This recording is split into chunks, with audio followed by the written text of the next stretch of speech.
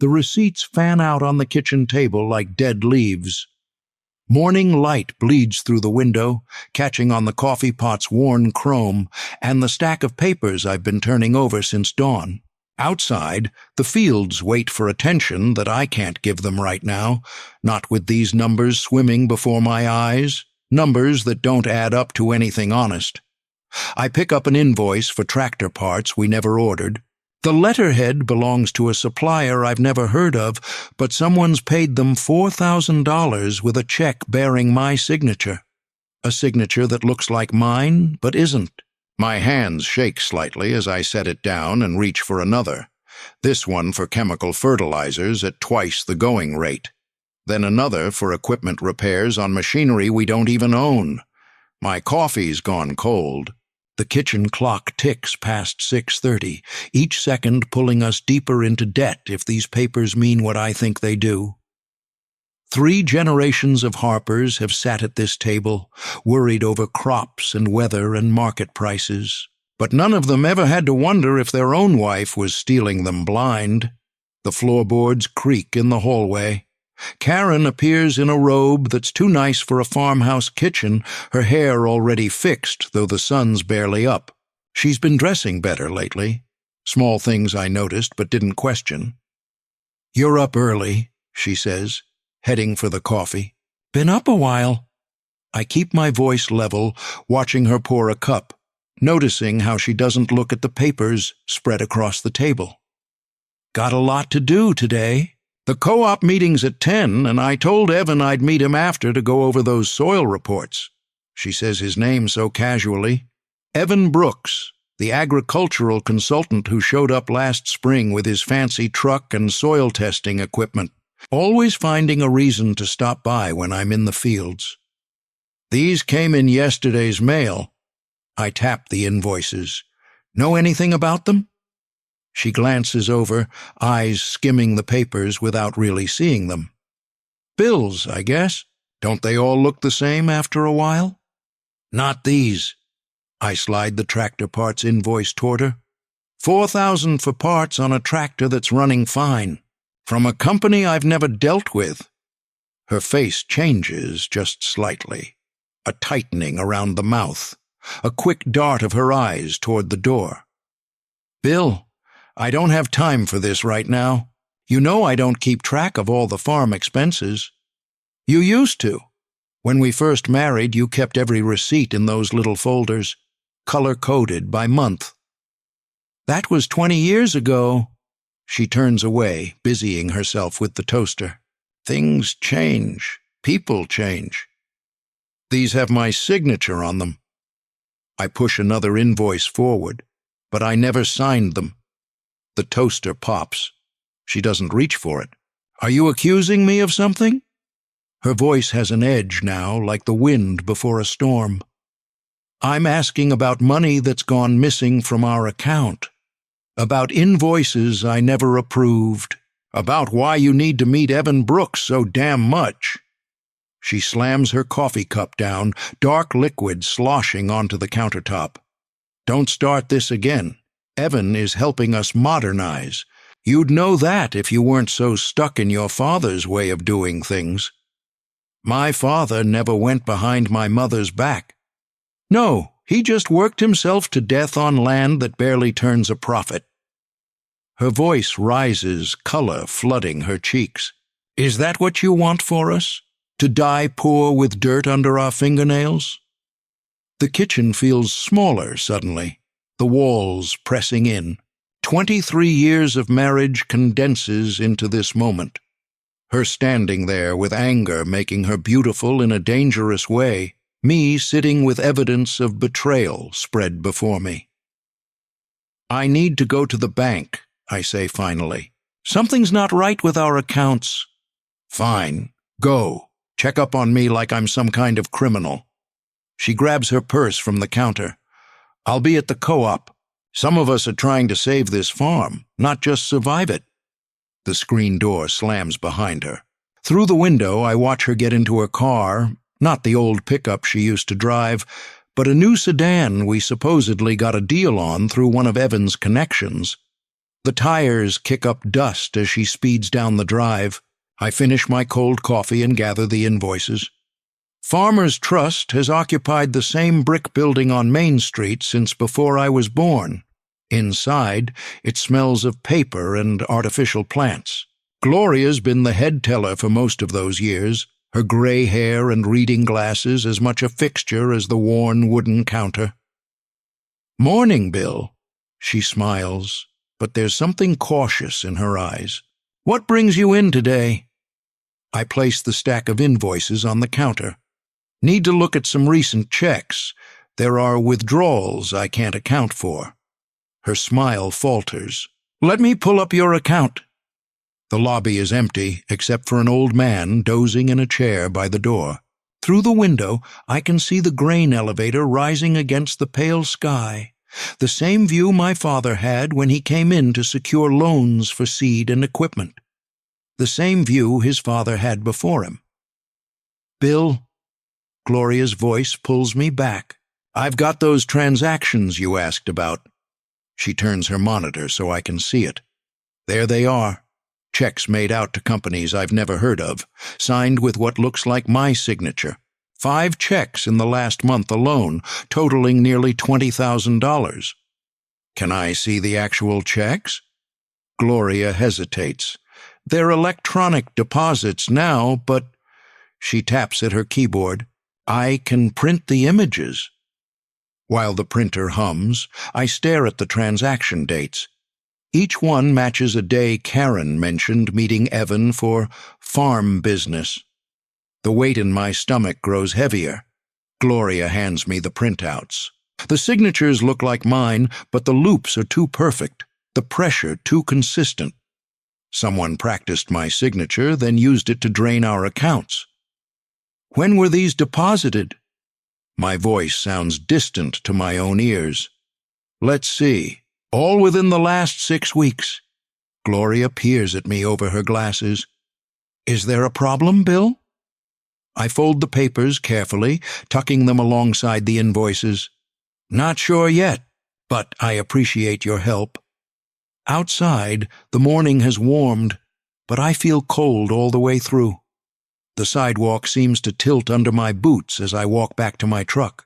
23 years of marriage, the farm that's been in my family for generations, all of it balanced on a knife's edge because of forged signatures and secret meetings.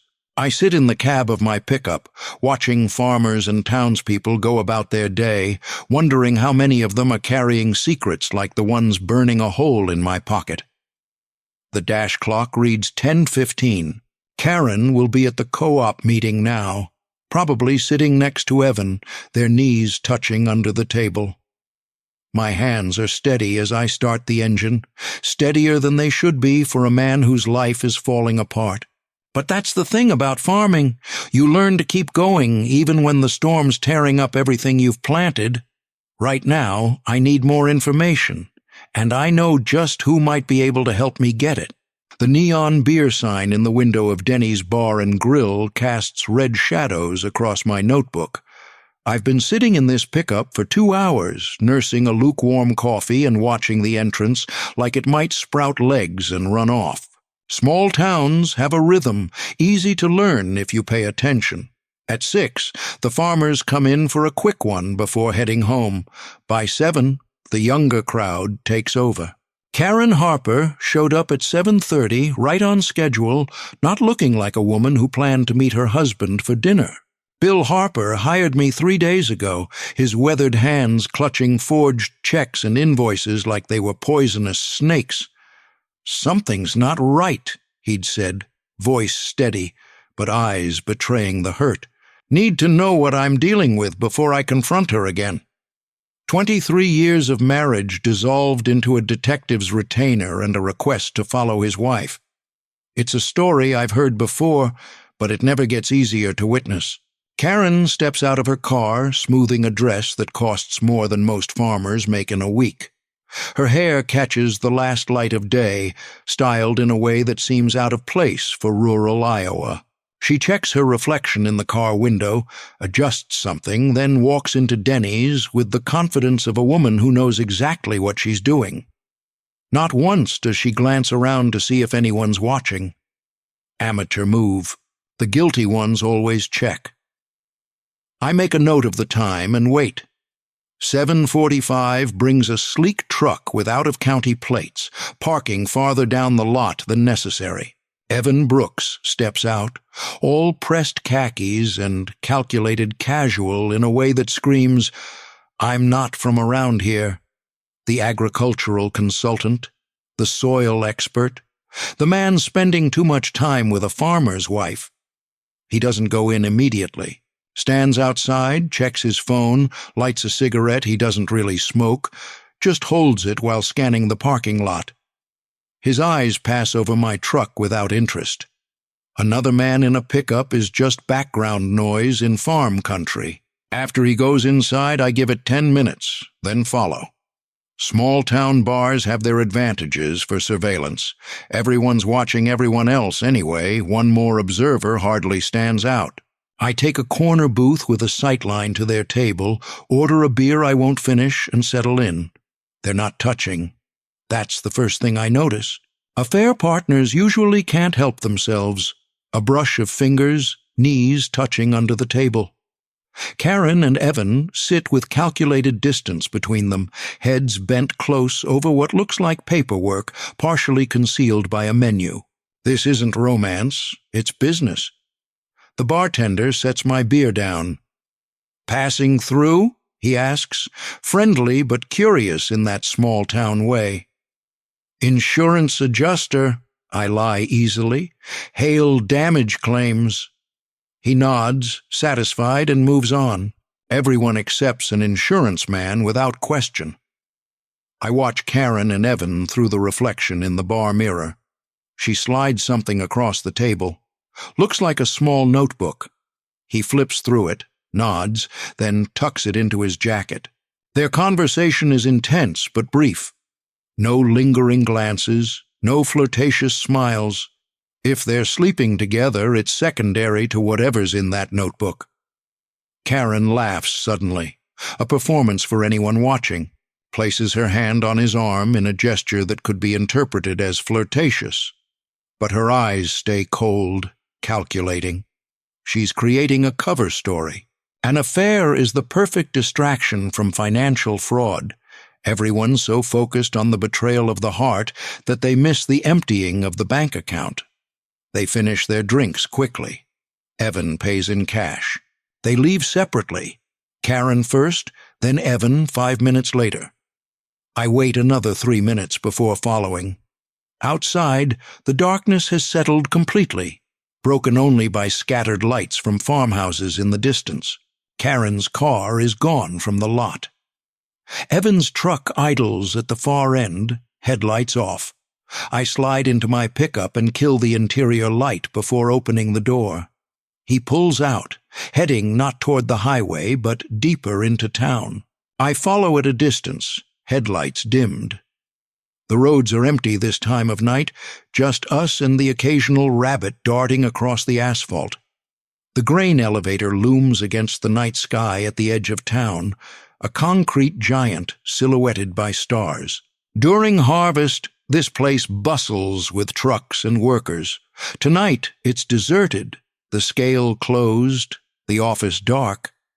Evan's truck circles around to the back, where loading docks create deep shadows, perfect for meetings that shouldn't happen. I park on the access road and continue on foot, staying close to the tree line. The air smells of dust and diesel and the lingering sweetness of dried corn. My boots make no sound on the soft ground. Karen's car is already there, tucked between two loading bays.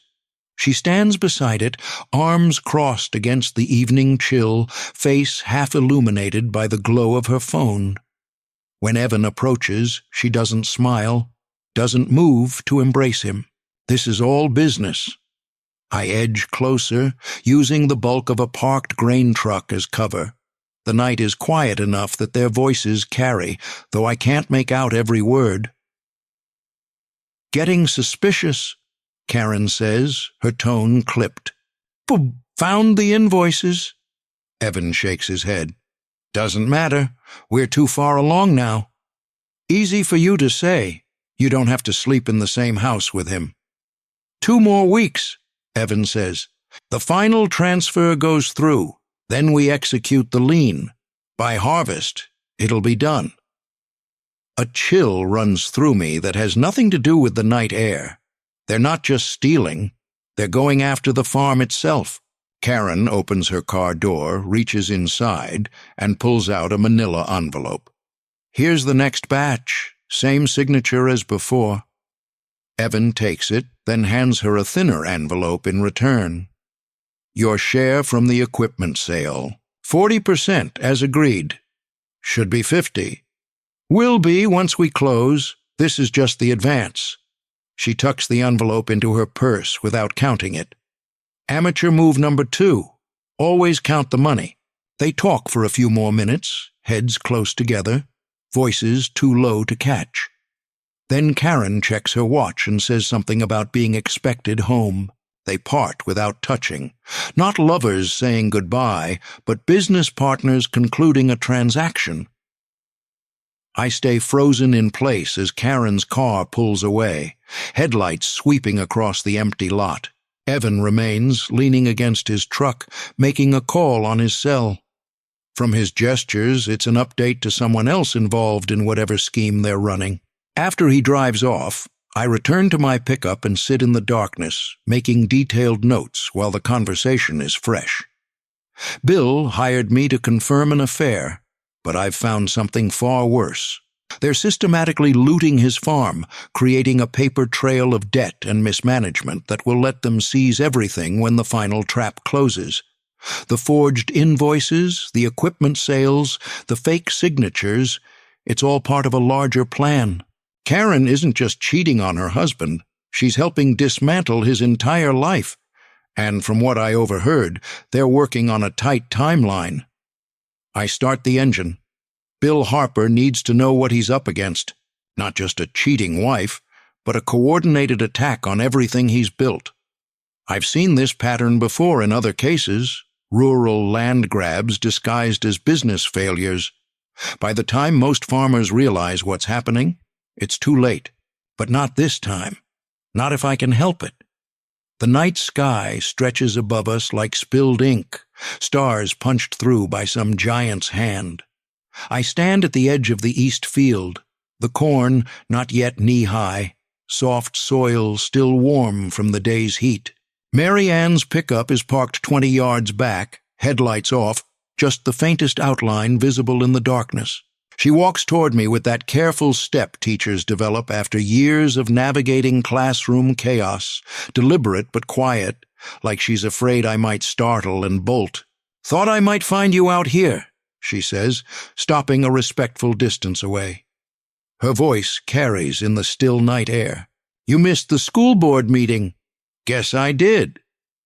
I've served on the board for 12 years, never missed a meeting before tonight. "Nobody blamed you. Word's gotten around about Karen and that agronomist fellow." Small towns, no secrets, just delayed revelations. I look up at the stars instead of at Mary Ann's face. Can't bear to see pity there. "It's more than an affair." The words feel like stones in my mouth. "She's after the farm. They both are." Mary Ann doesn't rush to fill the silence that follows, just stands beside me, arms wrapped around herself against the evening chill. The scent of her shampoo, something floral and clean, mingles with the earthy smell of the fields. "You want to tell me about it?" she finally asks.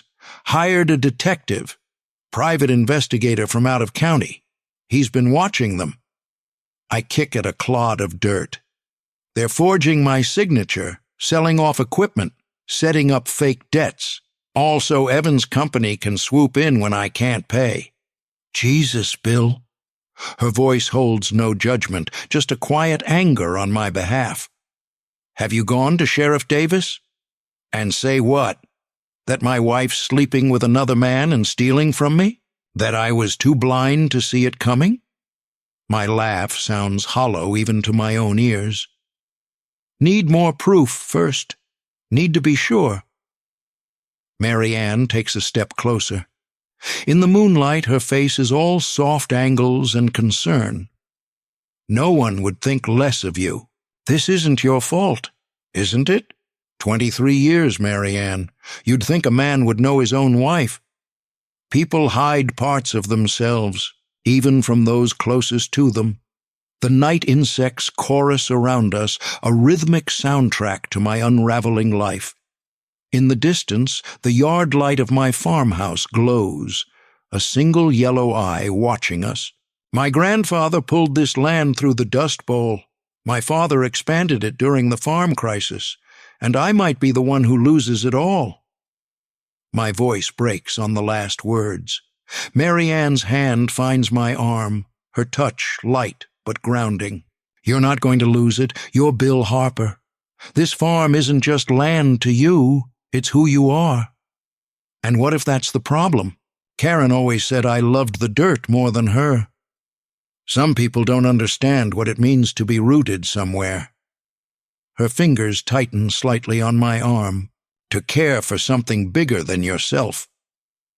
We stand there for a long moment, not speaking. Her hand on my arm feels like the only solid thing in a world gone fluid and treacherous. The stars wheel slowly overhead, the same stars my father watched on nights when sleep wouldn't come. The detective? He's good? She asks finally. Seems to be. Said he'd have something concrete by tomorrow. Then you wait until tomorrow. Mary Ann's voice grows firmer. And whatever happens, you're not alone in this, Bill. Remember that. Our eyes meet in the darkness. There's something in her gaze I'm not ready to name, something that's been there maybe for years while I was too caught up in my failing marriage to notice. Her fingers brush against mine as she drops her hand, static from the dry night air, but it jolts us nonetheless. I should get back, I say, though there's nothing waiting for me but an empty house. Karen texted that she's staying in town with her sister. Another lie. I called her sister an hour ago. Come by for coffee tomorrow, after you talk to your detective. Mary Ann steps back, but her eyes stay on mine. Promise me. I promise. She walks back to her truck, a silhouette against the star-filled sky. I watch until her taillights disappear down the gravel road, feeling strangely lighter despite everything. Whatever happens tomorrow, at least I know where I stand, on my land, under my sky, fighting for what's mine. The Wayfarer Motel has seen better decades. The carpet in my room is worn to threads in a path between the door and the bathroom, and the air conditioner rattles with each labored breath. But the bedspread is clean, and the Wi-Fi works, the two requirements for any temporary office. I spread my evidence across the bed, photographs of Karen and Evan meeting, notes from their conversation at the grain elevator, copies of the forged invoices Bill provided, and my own research into Harvest Solutions, Inc. The pieces lie before me like a jigsaw puzzle with the edges already assembled, the center still chaotic, but beginning to form a pattern. The laptop screen casts a blue glow over everything as I pull up property records for the county. Bill's farm, just shy of 400 acres, sits adjacent to 3 other properties that changed hands in the past 18 months. All 3 now owned by shell companies that trace back to Harvest Solutions. All 3 former owners now gone from the area. I pin the surveillance photos to the wall with thumbtacks borrowed from the motel office. Karen handing over envelopes. Evan on his phone outside the grain elevator. The 2 of them hunched over documents at the bar. No passion, no stolen kisses, just the cool efficiency of business partners dismantling a man's life, piece by piece. The strategy becomes clear as I connect the dots. Create fake debts. Forge Bill's signature on equipment sales and loans, generate a paper trail showing financial mismanagement. Then, when harvest season arrives and payments come due, swoop in with legal threats and force a distress sale for pennies on the dollar. The bank statements tell the rest of the story. 3 separate accounts in Bill's name that he knows nothing about, each showing irregular deposits and withdrawals. Karen's been siphoning money for months, building a nest egg while setting her husband up for disaster. But they've made mistakes. The forgeries are good but not perfect. The equipment sales lack proper documentation. And they didn't count on Bill hiring someone like me, someone who's seen this pattern before in other farming communities. I pull up information on Evan Brooks. His LinkedIn profile claims 5 years with Harvest Solutions as an agricultural consultant, but before that, there's a suspicious gap. Cross-referencing with news archives from Missouri and Nebraska brings up 2 similar cases.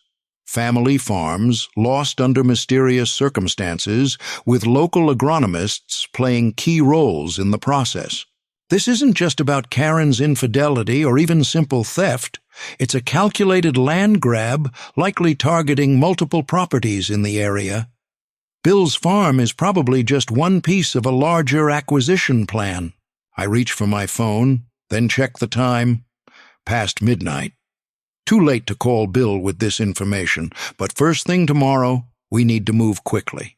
They mentioned a timeline, 2 more weeks until the final transfer, which doesn't leave much room for error. Standing, I step back to survey the evidence wall I've created.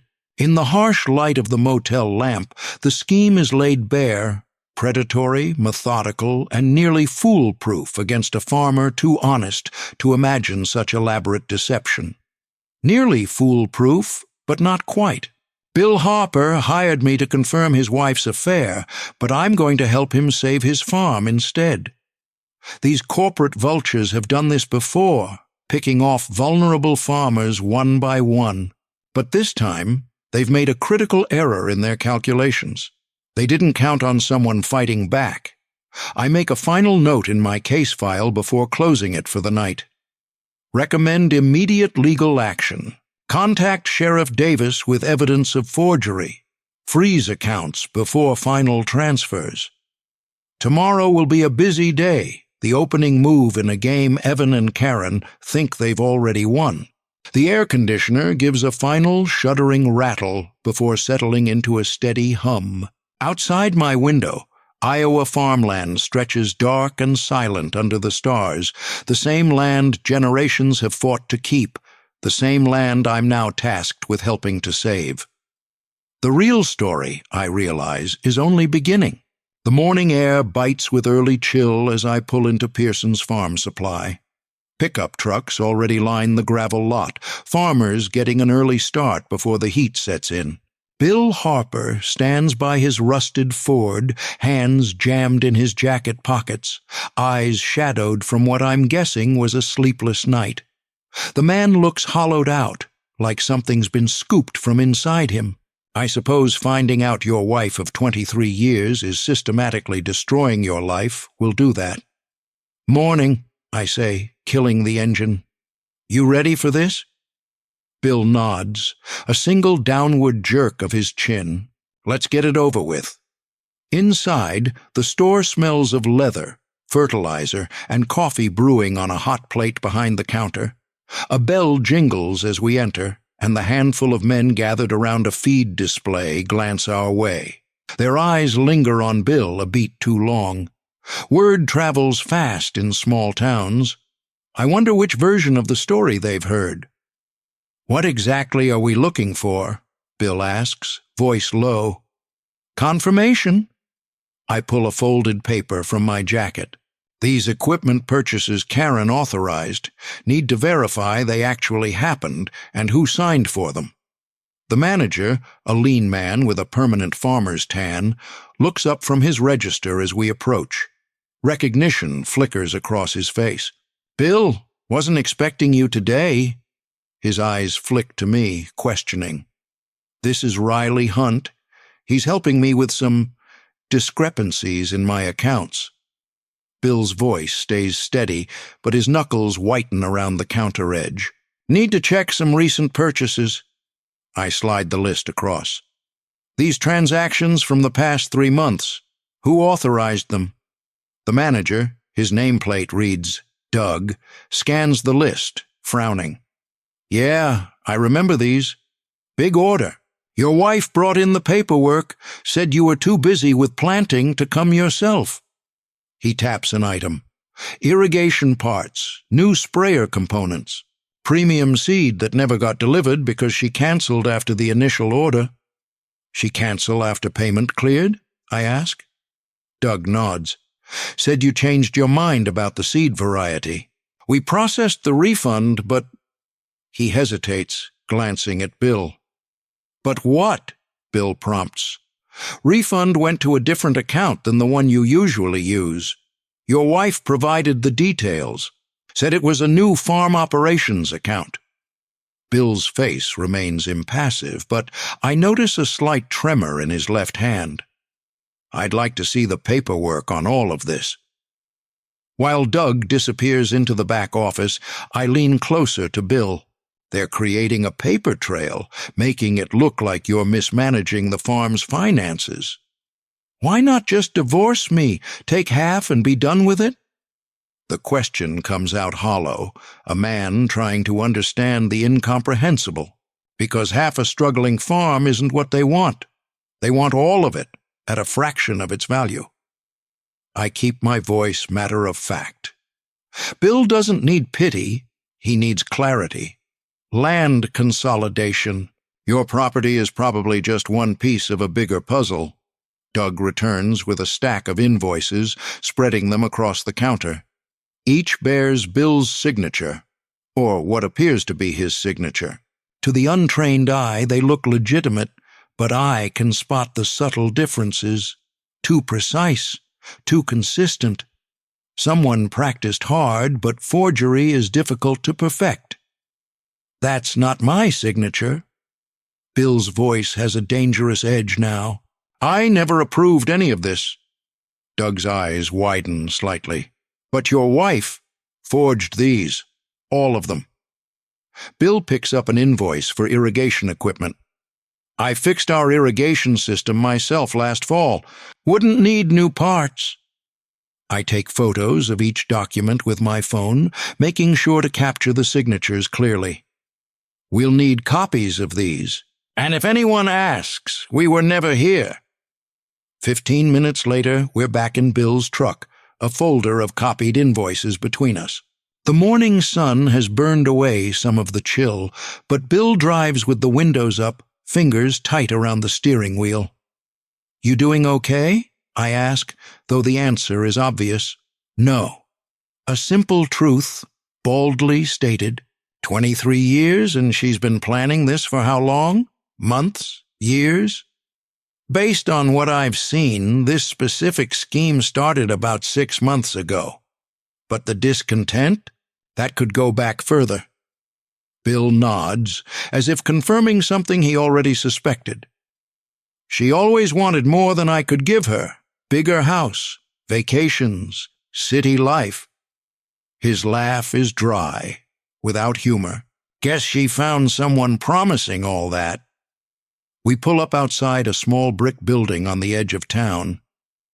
Nelson and Associates, Attorneys at Law, reads the simple sign. Bill stares at it through the windshield, not moving to get out. She'll lose everything when this comes out, he says finally. Not just the farm, her reputation, maybe face charges. I say nothing.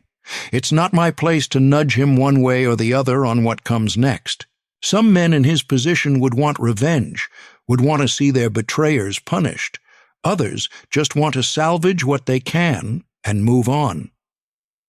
Let's see what the lawyer says, Bill decides, opening his door. Inside, the office is cool and quiet, walls lined with law books no one actually reads anymore. The receptionist, young, professional, clearly not local, shows us to a conference room where Patricia Nelson waits. She's in her 50s, with sharp eyes behind tortoiseshell glasses and the no-nonsense demeanor of someone who's seen every variety of human misbehavior. Mr. Harper, Mr. Hunt. She nods to each of us in turn. I understand this is a sensitive matter. For the next 20 minutes, I lay out what we've discovered. The forged signatures, the fake accounts, the equipment sales, the timeline for what appears to be a coordinated attempt to force Bill into financial ruin before harvest season. Patricia takes notes in precise handwriting, asking occasional clarifying questions, but otherwise letting me talk. When I finish, she looks at Bill. "And you had no knowledge of any of this?" "None."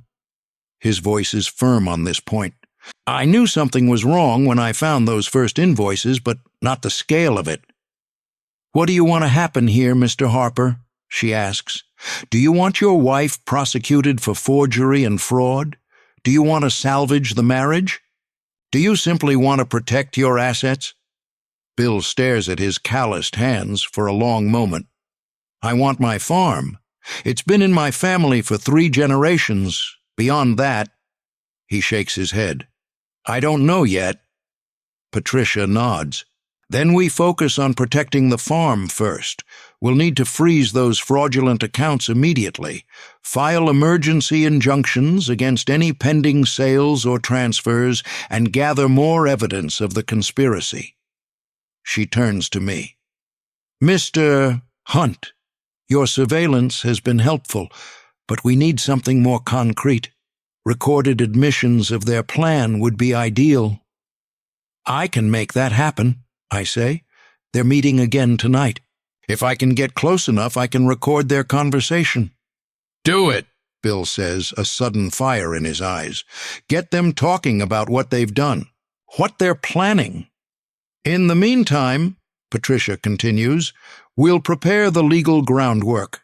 If they're operating on the timeline you described, planning to strike at harvest, we need to move quickly but carefully. Spring a trap they won't see coming." As we leave the attorney's office, Bill pauses on the sidewalk, looking up at the cloudless blue sky. The same sky his father and grandfather farmed under. His hands are steady now, the initial shock replaced by something harder, more determined. "They think I'm just some dumb farmer who won't notice until it's too late," he says quietly. "That's their mistake." I nod, feeling a grudging respect for this man who's had his world shattered but is still standing. Tonight, we get the evidence. Tomorrow, we start fighting back. The morning has warmed fully now, the street coming alive with the day's activities, but as I watch Bill walk back to his truck, I sense the calm before a storm. By this time tomorrow, lives will be forever changed, and not in the way Karen Harper and Evan Brooks have planned. The afternoon sun slants through the barn's weathered slats, painting stripes across the concrete floor. I adjust the directional microphone, testing its range against the distant hum of a tractor in the fields. Bill's barn smells of hay and old engine oil, the accumulated scents of generations of farmers storing their hopes against winter. The perfect place for a private meeting, or so Karen and Evan think. What they don't know is that every word they say will be captured, preserved, and eventually used to unravel their carefully constructed plan. I'm tucked into the hayloft, hidden behind stacked bales that haven't been touched in months. The listening equipment is simple but effective. Standard surveillance gear that's paid for itself 100 times over in divorce cases and corporate espionage. Bill is keeping his distance, working the north field with deliberate slowness. Can't risk Karen spotting his truck nearby when she thinks he's gone to the co-op meeting. A car engine cuts through the afternoon quiet, tires crunching on gravel. I press the record button and settle in, notebook ready.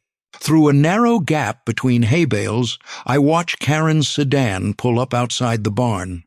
She checks her reflection in the rearview mirror before getting out, smoothing her blouse, pale blue, expensive-looking, a costume for a role she's been playing. 3 minutes later, Evan's truck appears. He parks farther away, just like at the bar, a man who thinks about sightlines and witnesses even when he believes he's alone. They exchange a few words outside, voices too low to catch, then enter the barn together. The door scrapes closed behind them. "We shouldn't keep meeting here," Karen says, her voice clear through my headphones. "Bill's been asking questions about those invoices." "Let him ask." Evan sounds unconcerned, almost amused. The paper trail's solid. Everything points to him making bad decisions, then trying to cover them up. They move deeper into the barn, standing beneath an old pulley system that once hoisted hay to where I'm currently hiding. I adjust the microphone slightly, tracking their movement. "What about the equipment sales?" Karen asks. "The bank called yesterday about the withdrawal. All part of the plan." Evan's voice has the practiced smoothness of someone who's run this con before. "By the time harvest comes around, he'll be so deep in debt, the bank will have no choice but to foreclose. That's when Harvest Solutions steps in with an offer to lease back the land. And Bill gets enough to start over somewhere else. Small apartment in town, maybe. Enough that he won't fight too hard." Evan laughs softly. "The beauty is, it all looks legitimate. Struggling farmer makes bad decisions, loses family land. Happens every day across the Midwest." I make a note of the timestamp. Patricia Nelson will want to focus on that particular admission. "What about my share?" Karen's voice has an edge of impatience. 20% of the land value once we close, plus what we've already skimmed. About 400,000 total." Paper rustles. He's showing her something. "We've already got buyers lined up for the adjacent properties. Once we add Bill's farm, we'll have enough contiguous acreage to interest the big operations." Karen makes a small, satisfied sound. "And no one traces it back to us?" "That's the beauty of shell companies. Your name never appears on anything. As far as anyone knows, you're just the unfortunate wife of a man who lost his family's legacy through incompetence." I feel a chill that has nothing to do with the temperature in the barn. The cold calculation in their voices, the casual way they discuss destroying a man's life. It's familiar territory in my line of work, but it never gets easier to witness. "There's one more thing we need," Evan continues. "His signature on the operating loan extension.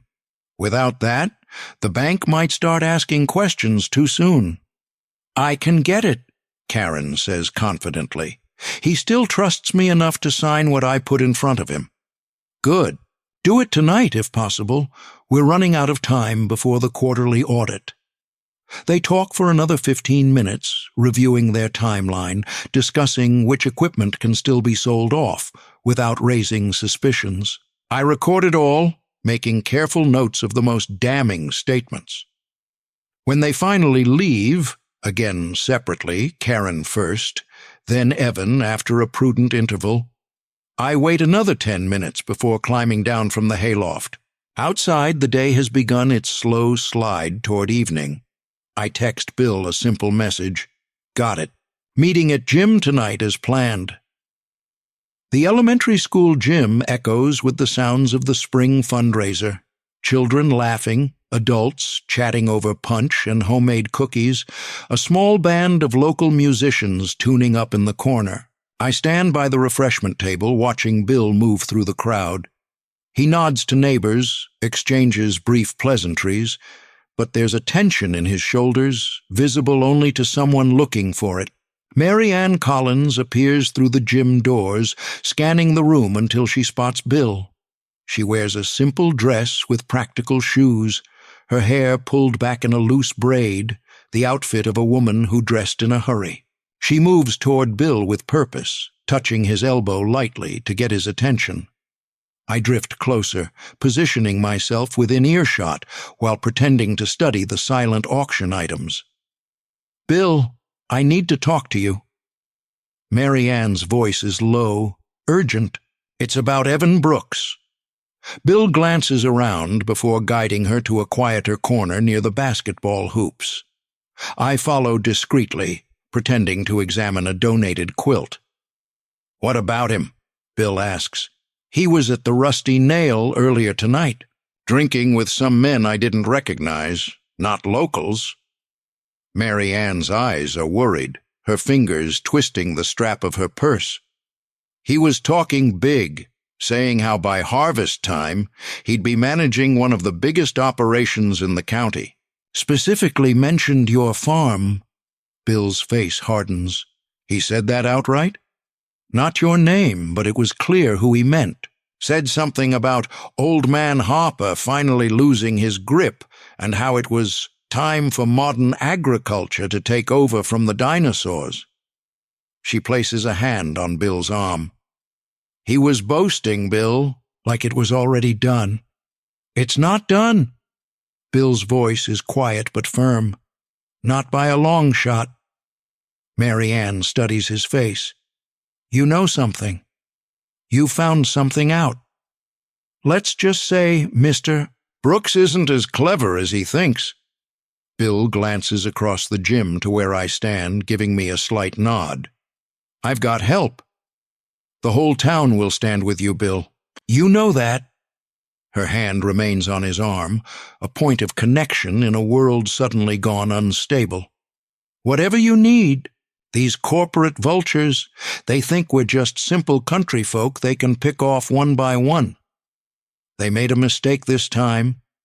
Bill's voice has a new resolve, stronger than I've heard from him before. They picked the wrong farmer to swindle. Around them, the fundraiser continues, a slice of community life that Karen and Evan could never understand, old men discussing rainfall patterns, young mothers corralling energetic children, teenagers pretending to be bored while secretly enjoying the connection. This isn't just a social event, it's the invisible webbing that holds rural life together. Dan Riley, the local officer, approaches with 2 paper cups of punch. Thought you might need this, he says, handing them to Bill and Mary Ann. Everything okay here? Getting there, Bill answers. The men exchange a look of understanding that speaks to years of shared history. Heard some interesting things about that agricultural consultant fellow, Dan says casually. Been asking around about him. Seems he left Nebraska under some pretty dark clouds. Farmers losing land in suspicious circumstances. Is that right? Bill's tone is neutral, but I can see the confirmation registers with him. Just thought you should know. Dan pats Bill's shoulder before moving back into the crowd. Mary Ann waits until Dan is out of earshot. What are you going to do? What my father would have done. What his father would have done. Bill takes a sip of punch, grimacing slightly at the sweetness. Protect what's mine. I watch from a distance as something shifts in Bill's demeanor, the stunned shock of betrayal giving way to the steadier ground of action. The difference between a man drowning and a man who's found his footing in the current. The band starts playing, a slightly out-of-tune rendition of an old country standard. Couples move to the makeshift dance floor, neighbors and friends who've weathered decades of drought and flood and hardship together. This is what Karen never valued, what Evan could never understand. The power of a community with roots deeper than any corporate scheme. As the evening wears on, I notice other farmers stopping to speak quietly with Bill. Brief conversations, firm handshakes, nods of support. Word has spread, not the full story yet, but enough for people to choose sides. And in this particular battle, it's clear which side this town is on. By the time the fundraiser winds down, Bill stands taller, his eyes clearer. When our gazes meet across the emptying gym, he gives me a single determined nod. The message is clear. Tomorrow, we strike back. Night has settled over the farm like a heavy blanket. Stars punched through the darkness in familiar patterns that generations of Harpers have used to mark the seasons. I sit on Bill's porch, the wooden boards creaking beneath the old rocking chair, listening to the rhythmic chirp of crickets and the occasional distant call of a hunting owl. Bill emerges from the house with 2 glasses of bourbon, amber liquid catching the dim porch light. His face is cast in shadows, but I can see the new set of his jaw, the look of a man who's done with being betrayed and ready to fight back. Figured we earned this, he says, handing me a glass. The bourbon is good, not expensive, but well-aged, probably saved for special occasions that are rarer than rainfall in August. Can't argue with that. I take a small sip, letting the warmth spread through my chest. Got the recordings cleaned up, audio's clear as church bells on Sunday. Bill settles into the chair beside mine, the wood groaning under his weight. Let me hear it. I pull out my phone, tapping the screen to start the playback. Karen's voice emerges from the small speaker, unnaturally clear in the night air. By the time harvest comes around, he'll be so deep in debt the bank will have no choice but to foreclose. Bill doesn't flinch, doesn't look away. He stares out at his darkened fields while his wife's voice details the dismantling of his life. When Evan's smug tone joins in, discussing shell companies and how they'll profit from Bill's incompetence, his only reaction is a slight tightening of his fingers around the bourbon glass. I stop the recording after the most damning exchange. There's more, but that's the heart of it. Patricia says it's more than enough for criminal charges, forgery, fraud, conspiracy. Never thought I'd hear my wife talk about me like I was some problem to solve. Bill's voice is steady, but there's a rawness underneath. 23 years, raised crops together through drought and flood, and all that time, people hide parts of themselves, I say, echoing Mary Ann's words from the field, even from those closest to them. Bill takes a long swallow of bourbon. When did you know? That your marriage was over, I mean? The question catches me off guard. Most clients don't ask about my past. Thanksgiving dinner, 7 years ago. Looked across the table at my wife and realized I couldn't remember the last time either of us had said something true to each other. He nods, like this makes perfect sense. With Karen and me, think it was the night we lost the West Field to flooding. 3 years back, stood out there watching 20 acres underwater, and all she said was maybe it was time to sell to the developers. His laugh is hollow. Should have known then. We sit in silence for a moment, two men with failed marriages contemplating the stars. The bourbon settles warm in my stomach. Patricia has the paperwork ready, I say finally. First thing tomorrow we freeze the accounts, file the injunctions against any property transfers, then we confront them with the recordings. You think they'll fold easy? I consider this, weighing what I know of Karen and Evan. Karen might. Once she realizes it's over, she'll look to save herself. Evan's the wild card. Men like him, they don't like losing. Might try something desperate. Let him try. Bill's voice has a dangerous edge. This is Harper land. Has been since my grandfather pulled it through the Dust Bowl with nothing but stubbornness and prayer. I lay out the rest of the plan, the meeting at Patricia's office, the sheriff being present, the evidence we'll present. Bill listens carefully, occasionally asking a question or suggesting an adjustment. His farmer's practicality serves him well now, approaching this crisis like any other problem to be solved methodically. What about after? He asks when we've settled the details. After we stop them, after the legal mess. What then?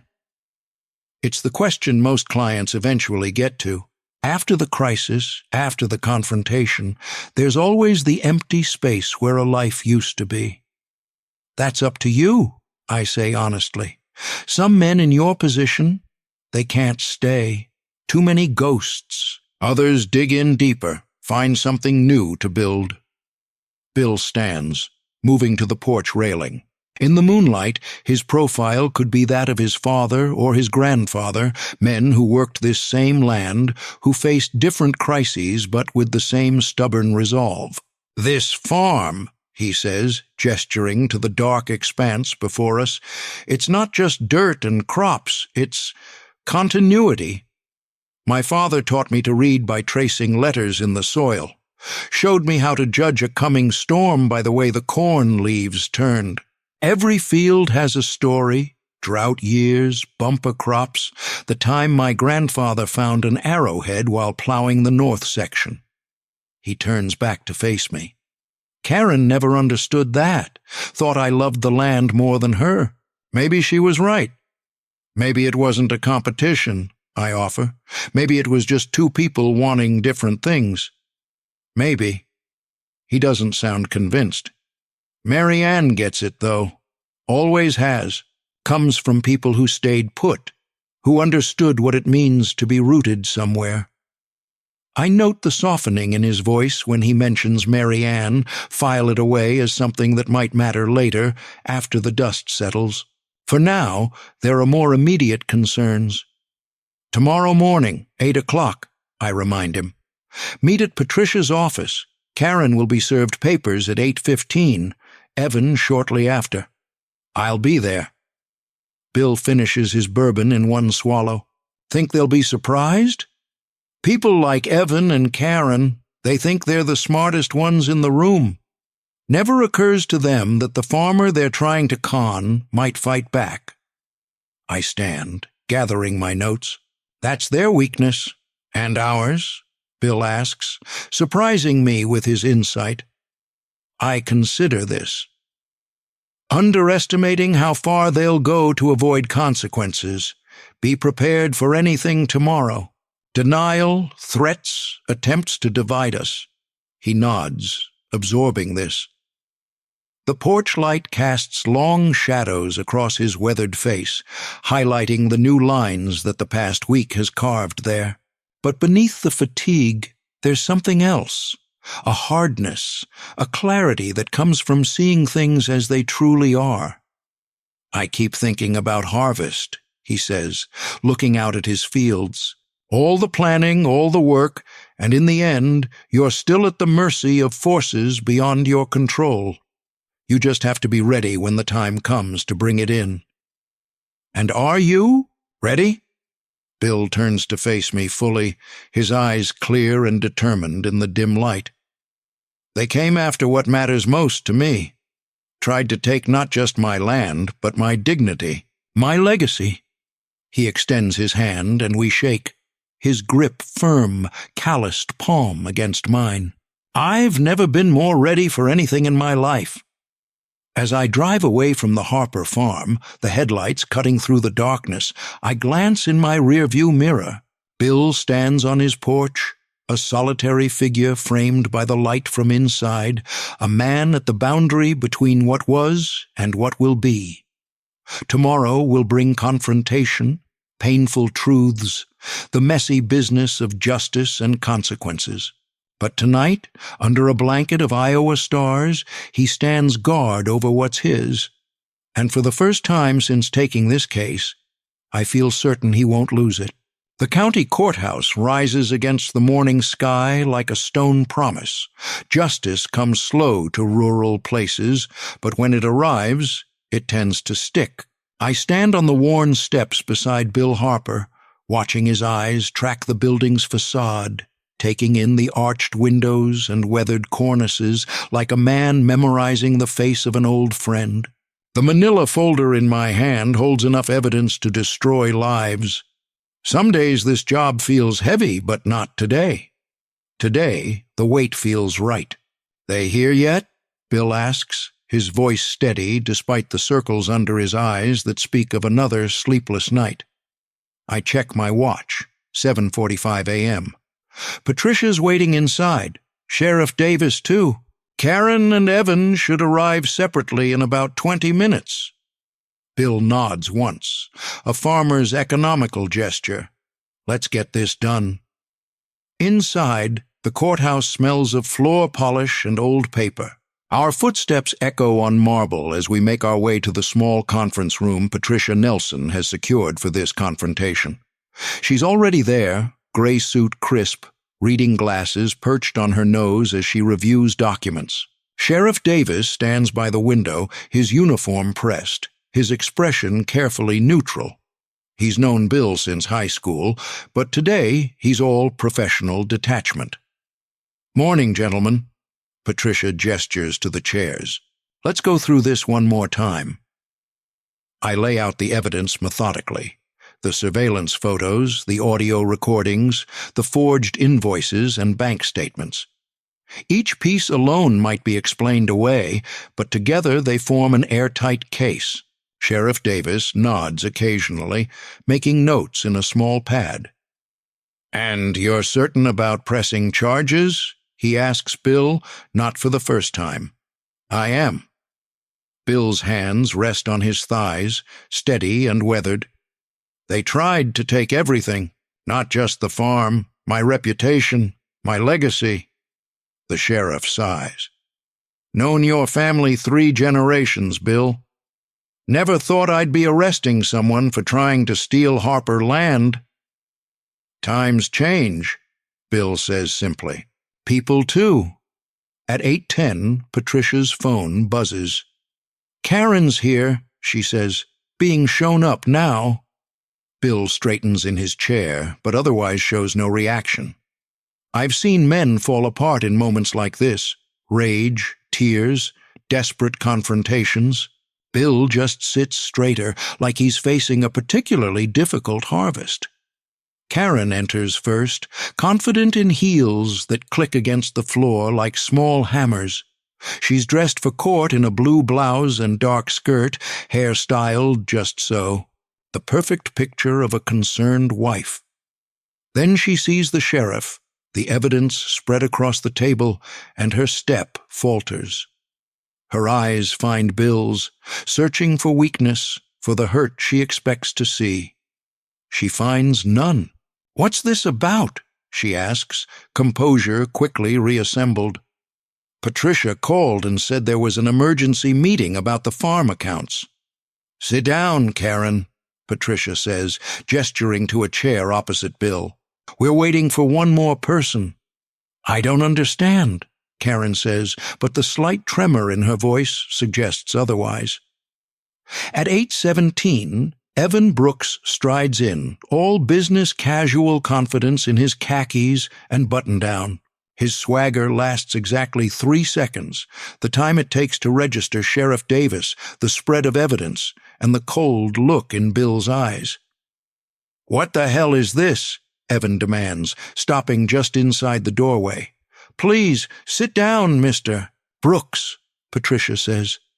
"We have some matters to discuss regarding Harvest Solutions business practices in this county." Evan remains standing, glancing at Karen, who stares fixedly at the table. "I don't have to stay for this, whatever this is." "Actually, you do." Sheriff Davis moves toward the door. "This is now an official investigation into allegations of fraud, forgery, and conspiracy." I press play on the recording device. Karen's voice fills the room.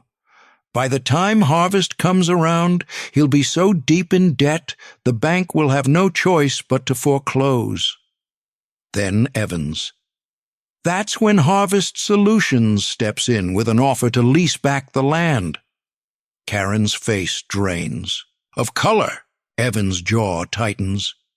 I continue the playback as they discuss the fake debts, the equipment sales, the plan to force Bill out and split the profits. When it ends, the silence feels thick enough to cut with a knife. That's been edited," Evans says, but the protest sounds hollow even to his own ears. "We have the originals," I say quietly, "plus sworn statements from Pearson's Farm Supply about the forged signatures.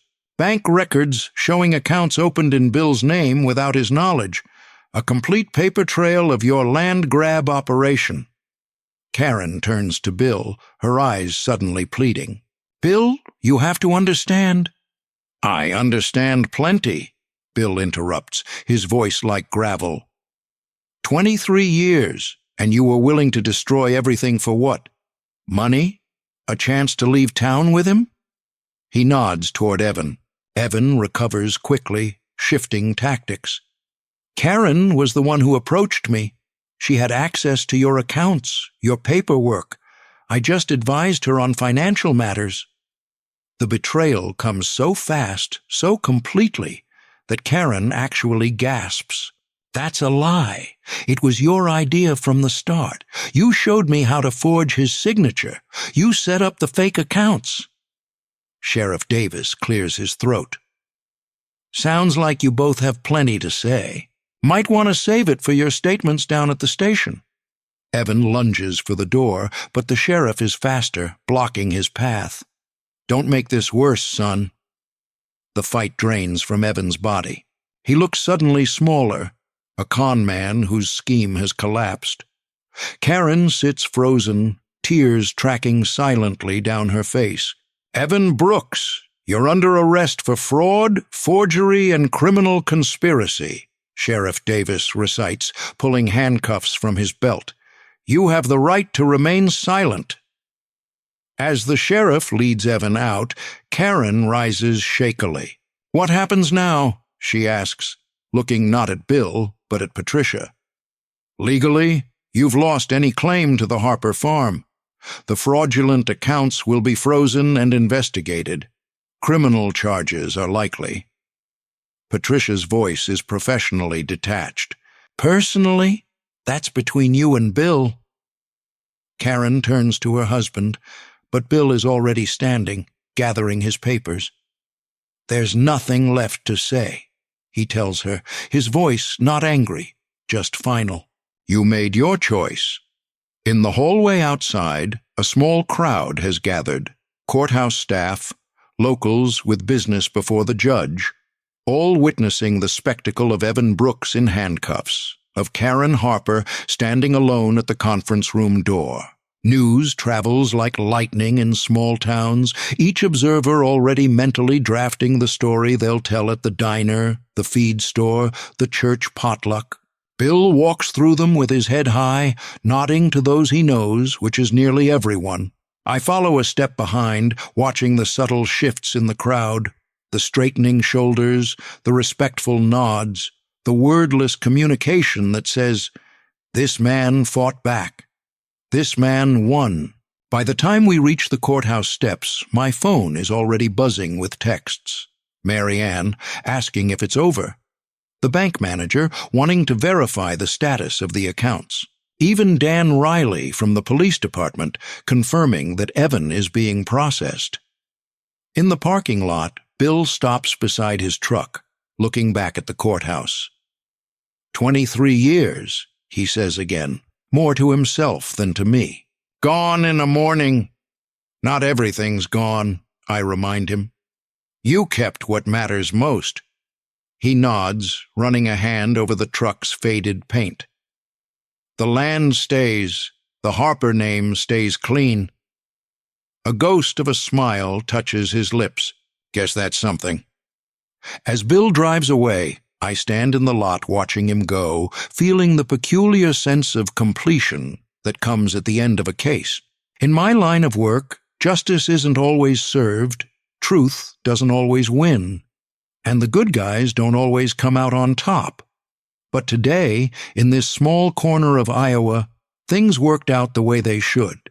By noon, everyone in 3 counties will know the story. By evening, it will be legend. 3 months after the courthouse showdown, I drive the familiar road to Harper Farm as the sun bleeds orange across the western fields. Corn stands shoulder high now, a testament to summer's progression and Bill's unbroken commitment to the land. The wheels of my rental car kick up dust that hangs in the air behind me like memories, persistent, gradually settling. Cases end, but they never really leave you, especially the ones where you've seen both justice and its casualties up close. Bill's driveway is lined with pickups and sedans, nothing fancy, just solid vehicles belonging to solid people. The kind who show up when barns need raising or harvests need gathering or, in this case, when a neighbor has weathered a storm not of his making. I park behind Dan Riley's patrol car and sit for a moment watching the gathering on the front lawn. A hand-painted banner hangs from the porch. Harper Farm stays Harper. Simple words for a complicated victory. Bill stands by a folding table covered with potluck dishes, wearing the same work shirt he might wear any day, but his stance is different, straighter, like a man who's set down a heavy load. Beside him, Mary Ann Collins arranges plates, her movements efficient but relaxed. She wears a faded summer dress and practical sandals, her hair loose around her shoulders. No pretension, no performance, just a woman comfortable in her own skin. I make my way across the lawn, nodding to familiar faces. The town has chosen sides decisively. In the rural arithmetic of reputation, Bill's stock has risen while Karen and Evans has plummeted to worthlessness. "There he is," Bill calls out, raising a plastic cup in my direction. "The man who saved the farm." "You saved your own farm," I correct him, accepting the cup of what turns out to be lemonade spiked with something stronger. "I just provided the tools." Mary Ann touches my arm lightly. "Don't let him downplay it. Without you, Bill would still be trying to figure out why his bank accounts were emptying." Up close, I notice the subtle changes in both of them. Bill's face has new lines, but they're no longer etched by betrayal, more like the natural weathering of a man facing the elements head-on. Mary Ann moves in Bill's space with a careful familiarity, not quite a couple, but no longer just old friends. The sheriff approaches, paper plate loaded with fried chicken and potato salad. "Hunt," he acknowledges me with a nod. "Heard you were back in town? Wrapping things up?" "Something like that," I say. "How's our friend Evan enjoying state hospitality?" "Took a plea deal, 3 to 5, plus restitution." The sheriff lowers his voice. His bosses at Harvest Solutions cut him loose, claimed they had no knowledge of his independent activities. Companies under investigation now in 3 states. Bill's jaw tightens at the mention of Evan, but he says nothing. Some wounds heal slower than others. As the sun dips lower, casting long shadows across the yard, Bill taps a spoon against his cup for attention. The conversation's quiet, faces turn his way. "Wanted to thank you all for coming," he says, his voice carrying across the lawn without effort. 3 months ago I nearly lost everything, not just the land, but my place in this community. He pauses, swallowing hard. "What happened since has reminded me why my grandfather chose this place, why my father fought to keep it, and why I'll never stop working it as long as I'm able." A murmur of approval runs through the crowd. Mary Ann stands slightly behind Bill, her eyes never leaving him, a small smile playing at the corners of her mouth. "The Harper farm stays Harper," Bill continues, lifting his cup. "And that's thanks to good neighbors, honest friends, and the occasional out-of-town detective." He nods in my direction, and I feel an uncomfortable warmth in my chest that I recognize as pride, not an emotion I encounter often in my line of work. As twilight deepens, I find a quiet moment with Bill and Mary Ann on the porch steps, away from the thinning crowd. "So what happens now?" I ask. "With the 2 of you, I mean." Mary Ann blushes slightly, but Bill just smiles, a real smile that reaches his eyes, something I've rarely seen from him. "Taking it slow," he says, "1 season at a time." "Bill's helping with the school garden," Mary Ann adds, "and I'm learning about crop rotation." "Quite the romance," I say dryly, but there's no bite to it. In their careful, measured steps toward each other, I see something rare, a connection built on shared values rather than momentary passion. "Some things shouldn't be rushed," Bill says, his eyes moving to the fields, now dark against the purple sky. "Good crops, good relationships, both need the right conditions to grow." Mary Ann's hand finds his, their fingers intertwining with the easy familiarity of pieces that fit. "We've got time," she says simply. 5 miles away, at the edge of town, the Shady Grove Trailer Park hunkers against the darkening sky. The sign out front has missing letters, and the gravel roads between units are rutted from years of neglect. It's the kind of place people end up, not where they choose to go. Unit 17 sits at the back, a faded blue, single-wide with plastic lawn chairs that have never known a lawn. The windows glow yellow against the twilight. I park across the street, watching. This isn't officially part of the case, just personal curiosity, a need to see both sides of the justice I helped deliver. Karen Harper emerges from the trailer, looking smaller somehow. She wears jeans and a plain t-shirt, a far cry from the carefully curated outfits she once favored. Her hair is pulled back in a simple ponytail, no styling, no pretense. She sits in one of the plastic chairs, lighting a cigarette with hands that shake slightly. From this vantage point, on a clear evening, you can just make out the distant shape of the Harper farmhouse on the horizon, a speck of light that must be visible from her chair. I wonder if she looks at it every night, that physical reminder of what she threw away. After a moment's debate, I cross the street. She watches me approach, no surprise on her face. "Figured you'd show up eventually," she says, voice rough from the cigarette. "Come to gloat?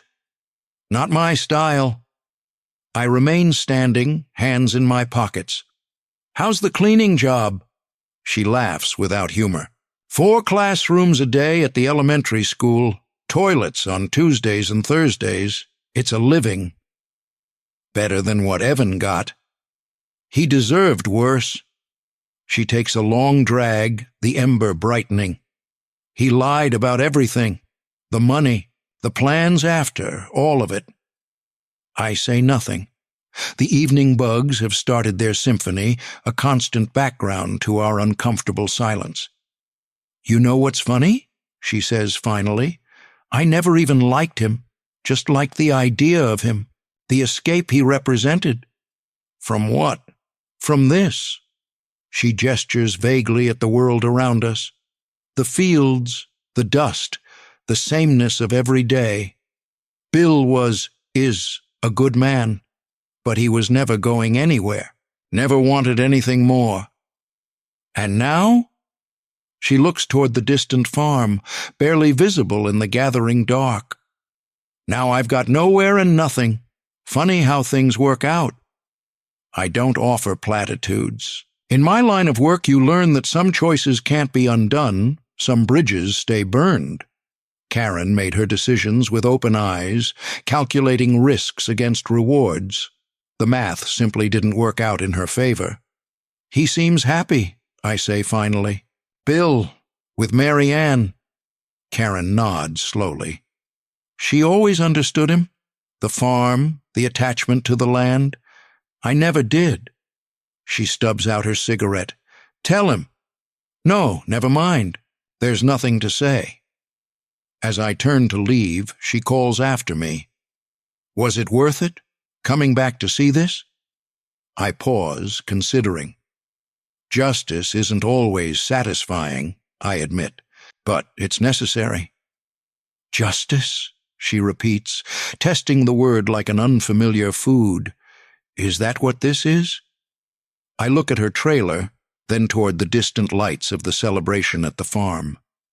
Actions have consequences, Karen, even in places where time moves slow. Driving away, I watch her in my rearview mirror, a solitary figure framed by the cheap yellow light of her trailer, staring out at the darkened fields that were almost hers. In the distance, the Harper farmhouse glows warm against the night, a beacon of something preserved, something saved. 2 different sunsets, 2 different lives, separated by 5 miles and a world of choices. Dawn comes to farm country like a slow revelation. First a hint of gray above the eastern fields, then a thin line of pink that gradually spreads across the sky. I'm packed and ready to leave, case file closed, invoice paid, but something draws me back to the Harper farm for one last look. The rental car's engine ticks as it cools, the morning air carrying the scent of dew-heavy grass and distant rain. Above the fields, mist hangs in delicate sheets, transforming ordinary corn rows into something almost mythical. The farmhouse sits silhouetted against the brightening sky, solid and enduring, much like the man who fought to keep it. Movement on the porch catches my eye. Bill, in his usual work clothes, a mug of coffee steaming in his hand. He's not alone. Mary Ann stands beside him, her hair loose around her shoulders, wearing what appears to be one of Bill's old flannel shirts over her own clothes. Not the attire of a visitor who's just arrived, but of someone who belongs. I hesitate, suddenly aware that I'm intruding on a private moment. But Bill spots me and raises his mug in greeting, a silent invitation. I make my way up the gravel drive, past the barn where we caught Karen and Evan plotting 3 months ago. Life cycles strangely sometimes. Betrayals exposed in darkness, new beginnings witnessed at dawn. "Thought you'd be halfway to your next case by now," Bill says as I approach the porch steps. "Leaving this morning," I reply. "Just wanted to say goodbye properly." Mary Ann smiles, her eyes crinkling at the corners. "Coffee, there's plenty." I accept the offered mug, noticing how comfortable they seem together. No awkward pauses, no uncertain glances. 3 months isn't long in the grand scheme of things, but time moves differently after crisis, relationships accelerated by shared purpose. "Farm looks good," I say, nodding toward the fields stretching out before us. The morning light catches on dew-covered corn leaves, making them shine like wet paint.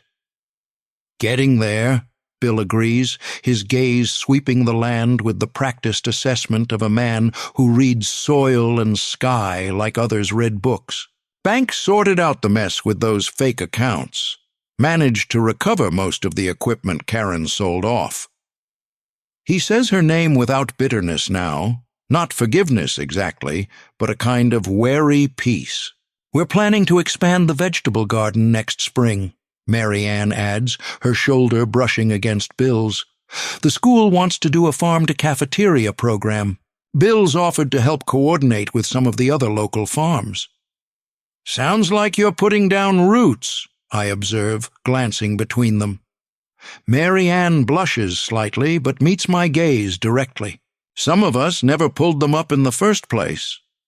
A comfortable silence falls between us as the sun clears the horizon, casting long shadows across the yard. From somewhere in the barn, a rooster announces the official arrival of morning, though the farm has already been awake for an hour. "What about Evan's company?" I ask. "They still causing trouble in the county?" Bill shakes his head. "After the arrest, the state attorney general opened an investigation. They've gone quiet, at least around here. Doesn't mean they won't try again somewhere else, with someone else." "People get greedy," Mary Ann says quietly. "They forget what really matters." "And what's that?" I ask, though I suspect I know her answer. She looks out at the fields, then back at Bill. "Roots, community, work that means something, the kind of wealth that doesn't fit in a bank account." Bill's hand finds hers, their fingers intertwining with casual intimacy. "Took me 23 years with the wrong person to recognize the right one was here all along," he says, his voice rough with something like wonder. I finish my coffee, feeling suddenly like an outsider, not in an unwelcome way, but in the manner of someone who witnesses a story's resolution without being part of its continuing chapters. "I should get going," I say, setting the empty mug on the porch railing. "Long drive ahead." Bill extends his hand, and we shake, his grip firm, honest, a working man's handshake. "Don't know how to thank you properly," he says. "Money doesn't seem adequate." "It rarely is," I agree with a small smile, "but it pays the bills." Mary Ann steps forward, surprising me with a quick hug. "You did more than save the farm," she says softly.